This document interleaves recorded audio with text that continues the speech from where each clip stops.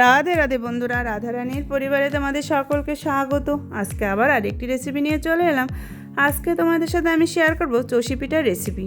তো আমরা সবাই তো অনেকে অনেক রকমই চষি পিঠা তৈরি করি। তো আমি কিভাবে তৈরি করলাম সেটাই তোমাদের সাথে শেয়ার করলাম।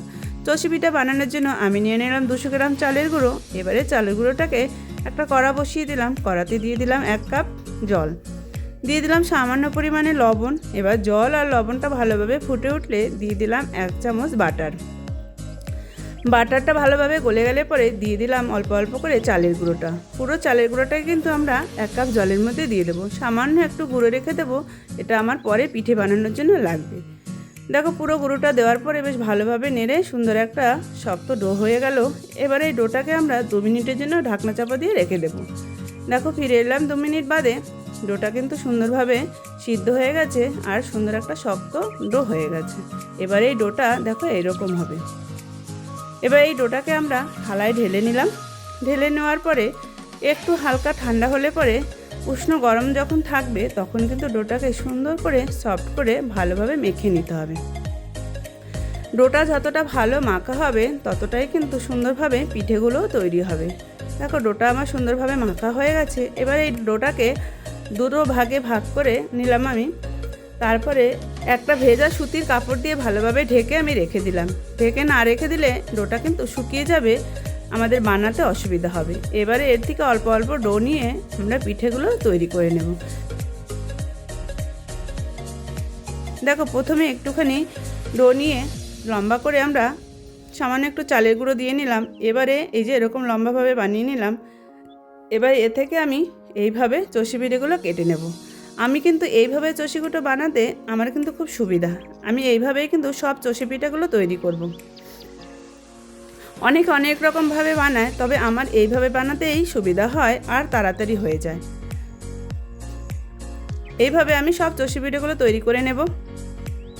আমি আরও একটা ডিজাইন তোমাদের দেখিয়ে দিচ্ছি। তোমাদের যদি এইভাবে বানাতে অসুবিধা হয় তাহলে কিন্তু তোমরা এই যে দেখো এইভাবে একটু একটু করে নিয়ে তোমরা কিন্তু এরকম হাতে ডলা দিয়ে সুন্দরভাবে বানাতে পারো।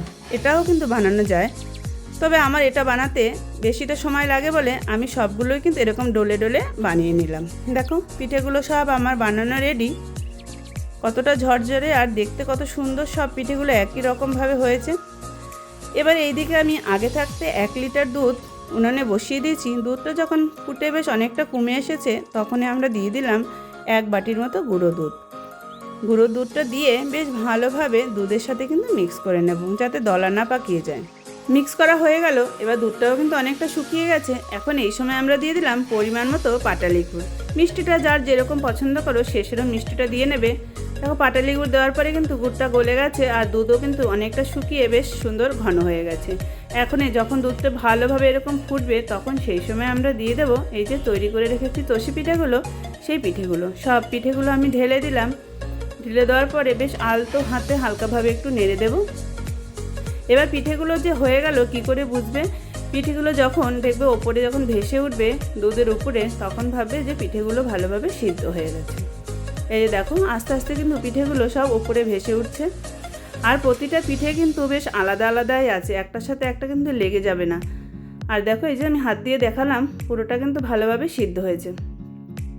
আর এরকম ঘন থাকা অবস্থায় কিন্তু নামাতে হবে। খুব এর থেকে বেশি ঘন হলে ঠান্ডা হয়ে গেলে কিন্তু আরও বেশ জমে যাবে। দেখো, এইভাবে আমি প্লেটে সাজিয়ে পরিবেশন করে তোমাদের দেখালাম। প্রতিটা পিঠে কিন্তু আমার একদম ঝরঝরে আর সুন্দর আলাদা হয়েছে, একটার সাথে একটা কিন্তু লেগে যায়নি।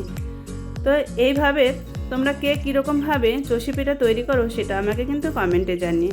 আজকে আমার এই চষি পিঠার রেসিপি তোমাদের কেমন লাগলো তোমরা আমাকে সেটাও কমেন্টে জানিয়ে। এই রেসিপিটি যদি ভালো লাগে তো লাইক শেয়ার কমেন্ট করো। আর এরকম নিত্য নতুন রেসিপি পাওয়ার জন্য আমার চ্যানেলটিকে সাবস্ক্রাইব করে রাখার অনুরোধ রইল। আজ তাহলে আসি বন্ধুরা, দেখা হবে আবার আরেকটি রেসিপি নিয়ে। রাধে রাধে।